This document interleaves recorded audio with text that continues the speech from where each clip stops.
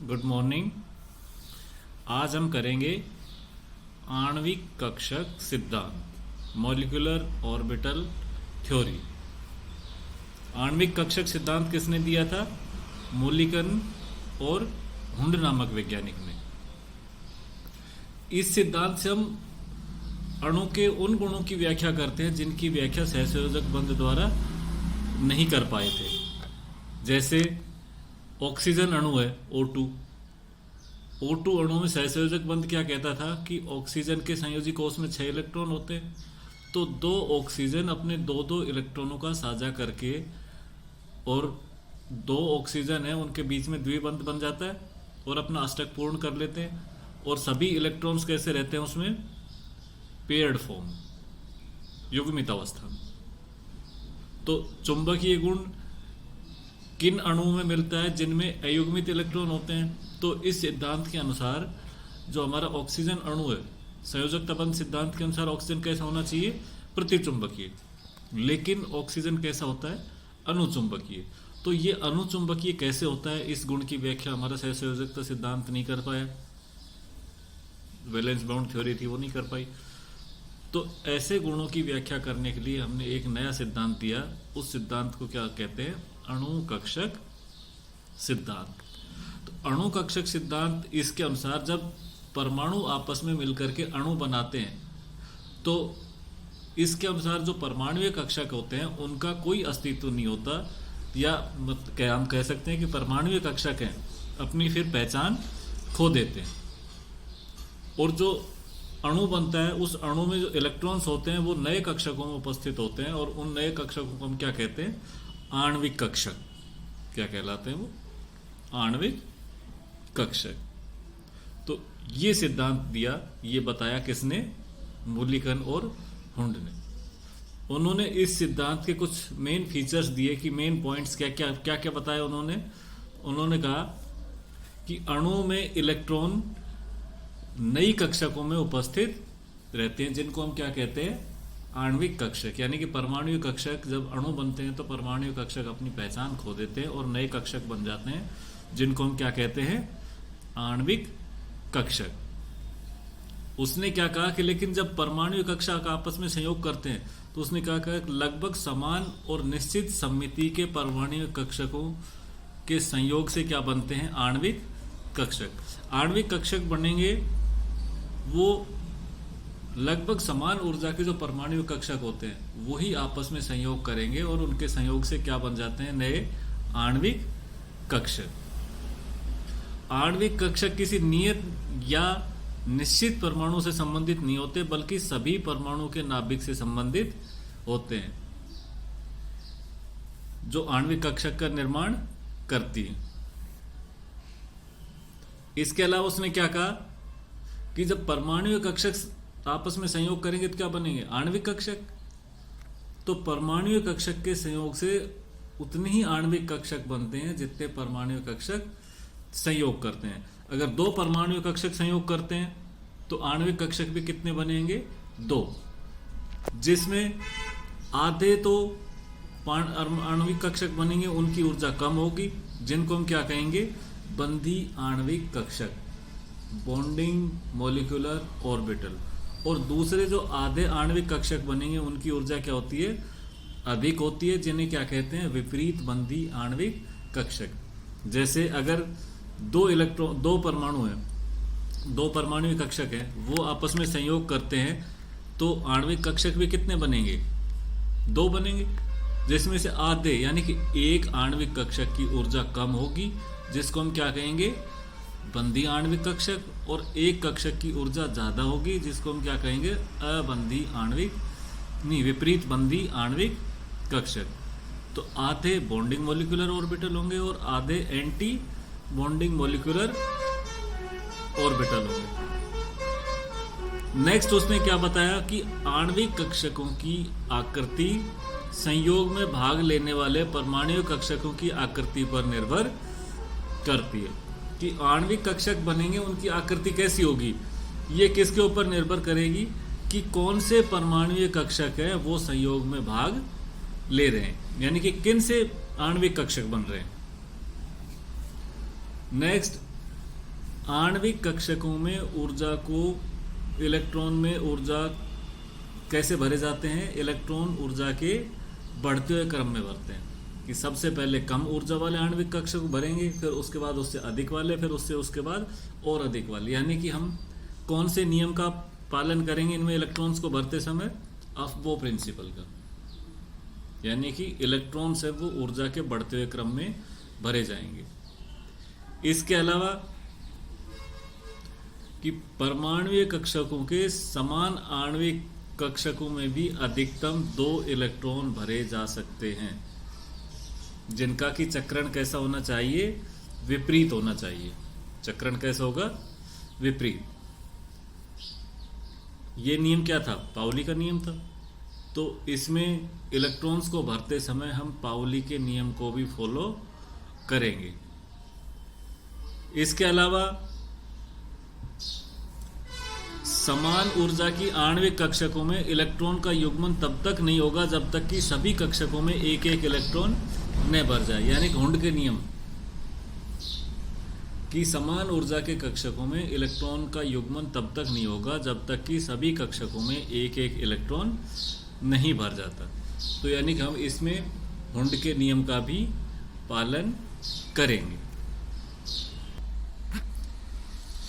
इसके बाद next point है हमारा कि जो बॉन्डिंग मॉलिक्यूलर ऑर्बिटल है उनका वेव फंक्शन, तरंग फलन है शाय बी। बॉन्डिंग ऑर्बिटल का तरंग फलन क्या होता है? मान लिया कितना है? शाय बी। तो ये तरंग फलन ए परमाणु के तरंग फलन और बी परमाणु के तरंग फलन का योग होगा। शाय ए प्लस शाय बी। यहाँ शाय ए क्या है? ए परमाणु का तरंग फलन, और शाय बी क्या है? बी परमाणु का तरंग फलन।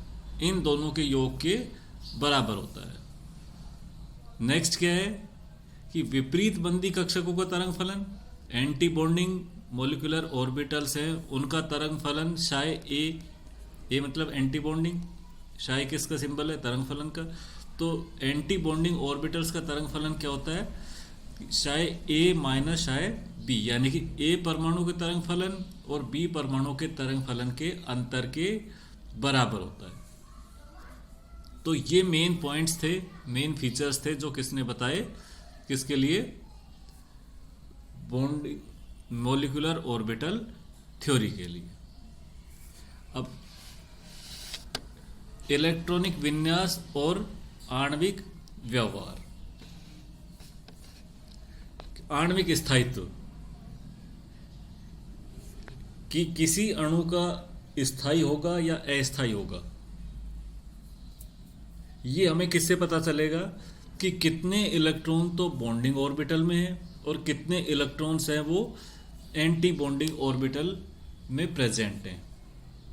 और ये हमें किससे पता चल जाएगा? उसके जब हम उस अणु का क्या लिखेंगे? इलेक्ट्रॉनिक विन्यास लिखेंगे, उससे पता चलेगा। मान लिया एन बी क्या है? Number of electron in bonding orbital, कि बंदी आणविक कक्षक में इलेक्ट्रॉन्स की संख्या। एन ए क्या है? Number of electron in anti bonding molecular orbital, इन विपरीत बंदी आणविक कक्षक में उपस्थित इलेक्ट्रॉन। यदि बॉन्डिंग ऑर्बिटल्स में इलेक्ट्रॉन की संख्या एंटी बॉन्डिंग से अधिक है, यानी कि N B is greater than N A, तो अणु कैसा होगा? स्थायी होगा। यदि बॉन्डिंग ऑर्बिटल्स में इलेक्ट्रॉन की संख्या कम है, किससे? एंटी बॉन्डिंग से, यानी कि एंटी बॉन्डिंग जो मॉलिक्यूलर ऑर्बिटल है उसमें इलेक्ट्रॉन्स ज़्यादा हैं और बॉन्डिंग में क्या है? कम है, तो अणु कैसा होगा? अस्थायी होगा। इसके अलावा यदि दोनों में बराबर है तो भी अणु कैसा होगा? अस्थायी होगा। अगर दोनों में इलेक्ट्रॉन की संख्या समान है तो वो अणु एग्जिस्ट नहीं करेगा, यानी कि वो उस अणु का निर्माण नहीं होगा। ठीक, तो ये अणु का स्थायित्व हमें किससे पता चल जाएगा? कि जब हम उस अणु का क्या लिखेंगे? इलेक्ट्रॉनिक विन्यास, कि बॉन्डिंग ऑर्बिटल में कितने इलेक्ट्रॉन्स हैं और एंटी बॉन्डिंग मॉलिक्यूलर ऑर्बिटल में कितने इलेक्ट्रॉन्स है। तो इससे हम उसका स्थायित्व स्टेबिलिटी मॉलिक्यूल का पता लगा लेंगे। इसके बाद इसमें एक आता है बंद क्रम। मॉलिक्यूलर ऑर्बिटल थ्योरी में एक क्या होता है, बंद क्रम, बॉन्ड ऑर्डर। तो बॉन्ड ऑर्डर क्या होता है कि बॉन्डिंग मॉलिक्यूलर ऑर्बिटल्स में इलेक्ट्रॉन की संख्या और एंटी बॉन्डिंग मॉलिक्यूलर ऑर्बिटल्स में इलेक्ट्रॉन की संख्या के अंतर का आधा, 1/2। 1/2 किसका, number of electrons in bonding orbital और number of electrons in anti bonding orbital का अंतर है, उसका आधा क्या कहलाता है, उस अणु का बंद क्रम या बॉन्ड, क्या कह सकते हैं उसको हम, बॉन्ड ऑर्डर।